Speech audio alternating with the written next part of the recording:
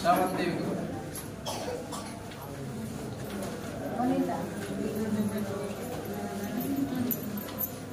వనిత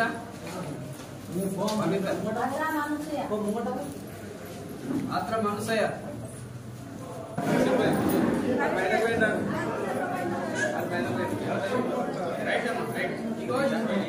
చాలా రోజుల్లో చాలా మంది అనుకున్నారు ప్రభుత్వాలు ఏర్పడిన తర్వాత చెక్కులు రావాలని చాలా మంది ఎక్కువ పడుతున్నారు.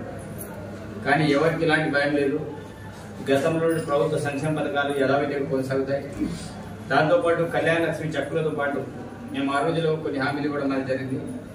కళ్యాణ లక్ష్మి ₹1,00,000 పాటు తులం బంగారం, అది కూడా త్వరలోనే బడ్జెట్ సమావేశాల అనంతరం మరి ఆ విషయంలో కూడా త్వరలోనే నిర్ణయం తీసుకోబోతుంది ప్రభుత్వం. కాబట్టి మరి ఇదైతే పాత పద్ధతి ప్రకారం చాలా మందికి అనుకుంటే అదే కాంగ్రెస్ గవర్నమెంట్ వచ్చింది కదా, ఏమైంది తులం బంగారం అని చాలా మందికి ఒక అపోహ ఉంటుంది. కానీ ఏదైతే బడ్జెట్ సంబంధించిన సమావేశాల అనంతరం ప్రతి పథకం మీద కొన్ని డబ్బుల్ని కేటాయించడం అనేది జరుగుతుంది. ఆ యొక్క బడ్జెట్ సమావేశాలు 8 తారీఖు నుంచి స్టార్ట్ అవుతాయి. 8 తారీఖు నుంచి స్టార్ట్ అయిన తర్వాత తదనంతరం మంత్రివర్గం కూర్చొని దీని మీద కూడా నిర్ణయం తీసుకుంటారు. తప్పకుండా మేము ఇచ్చిన మాట కట్టుబడి ఉన్నాం. ₹1,00,000తో పాటు తులం బంగారం ఇచ్చే విషయం ఏదైతే ఉందో తప్పకుండా ప్రతి ఒక్క పెళ్ళే ఆడబిడ్డకి ఇవ్వాలనే ఆలోచన ప్రభుత్వాలు ఉంది. కాబట్టి మహిళలందరూ కోరుకునేది ఒకటి, మీరు అందరూ కూడా ప్రభుత్వాన్ని గెలిపించడంలో భాగస్వాములు అయ్యారు. మహిళల కోసం ప్రత్యేకించి ఏవైతే ప్రభుత్వ సంక్షేమ పథకాలు మేము తీసుకొచ్చామో అవి దశల వారీగా పూర్తి చేస్తూ పోతున్నాం. మీకు ఆల్రెడీ ఇప్పటికీ ఉచిత బస్సు ప్రయాణం కల్పించడం అనేది జరిగింది.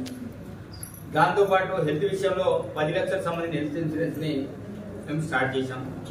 మరి నిన్ననే మంత్రివర్గం కూర్చొని ప్రతి మహిళకి 500కి గ్యాస్ సిలిండర్ ఇవ్వాలని కూడా నిర్ణయించుకున్నాం.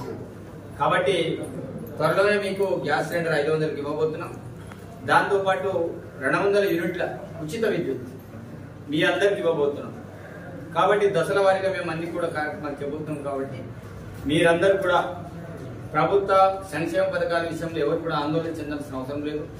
తప్పకుండా మీ అందరికీ మేము ఇచ్చిన మాట కట్టుబడి ఉన్నాం. అన్ని కూడా అమలు చేసే బాధ్యత మేము తీసుకుంటున్నాం. కాబట్టి మీరందరూ కూడా ప్రభుత్వానికి సంబంధించి ఏ సమస్యలు ఉన్నా మీరు మా దృష్టికి తీసుకురండి. మీ దగ్గర ఏమైనా సమస్యలు వస్తే మరి ఎంపీ చెప్పినట్టు మేము పార్టీలకు అతీతంగా వెళ్ళడానికి మా గౌరవ ముఖ్యమంత్రి నుంచి మొదలుకుంటే భూస్థాయి కార్యకర్తలు కూడా అందరూ కూడా కలుపుకునే పరిస్థితి ఉంది తప్ప ఎవరిని కూడా ఇచ్చేటువంటి పరిస్థితి లేదు. తప్పకుండా మేమంతా కూడా నిర్ణయానికి వచ్చాం. ఈ ప్రాంతానికి ఇన్ఛార్జ్ మంత్రివర్గంగా మరి సీతక్క గారు నియమించారు. ఆమె కూడా అనేక సందర్భాల్లో మిగతా ఎమ్మెల్యేలందరినీ కూడా ఆహ్వానించి మరి మేము చేసేటువంటి సమస్యలు ప్రతి ఒక్కరు కూడా ఆహ్వానిస్తూ ఉన్నది. ఎందుకంటే ఈ ప్రాంతం అంతా కూడా వెనుకబడిన ప్రాంతం, ఈ ప్రాంతాన్ని ఎందుకు అన్ని రకాలుగా అభివృద్ధి చేయాలనే ఆలోచన ఉంది. కాబట్టి మొన్ననే గౌరవ ముఖ్యమంత్రి వచ్చినప్పుడు కూడా ఉమ్మడి ఆదిలాబాద్ జిల్లాని దత్తత తీసుకుంటున్నా. మరి ఈ ప్రాంతానికి విద్య, వైద్య, వ్యవసాయ పరంగా అన్ని రకాలుగా డెవలప్మెంట్ చేస్తని మొన్ననే మాటించారు. మరి స్మృతివనం ఏర్పాట్ల విషయమే కావచ్చు, మిగతా రోడ్ల విషయమే కావచ్చు, విద్య, వైద్య, వ్యవసాయపరమైన అంశాల విషయం కావచ్చు, అన్ని అంశాల మీద ప్రభుత్వం కట్టుబడి ఉంది. మీరందరూ కూడా బాగా పంటల విషయంలో చాలా మంది, రైతు బంధు విషయంలో చాలా మంది చేస్తున్నారు.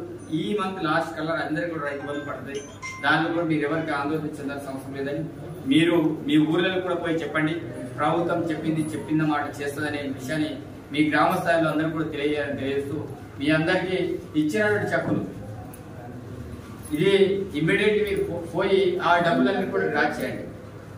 చెక్ బౌన్స్ అయ్యేంత వరకు మీరు పెట్టుకోకండి. దాని యొక్క ఎక్స్పైరీ డేట్ అయిపోతే మాత్రం ఆ డబ్బులు మీరు లేపడానికి ఆస్కారం ఉండదు. కాబట్టి ఇవాళ రేపటి కల్లా ఆ డబ్బుల్ని డ్రా చేస్తారా లేకపోతే మీ పర్సనల్ అకౌంట్ లో జమ చేస్తారా, ఇమీడియట్ ఆ డబ్బుల్ని మీ అకౌంట్ లో జమ చేయడానికి చూడాలని కోరుకుంటూ మరి ధన్యవాదాలు సెలవు తీసుకుంటున్నాను.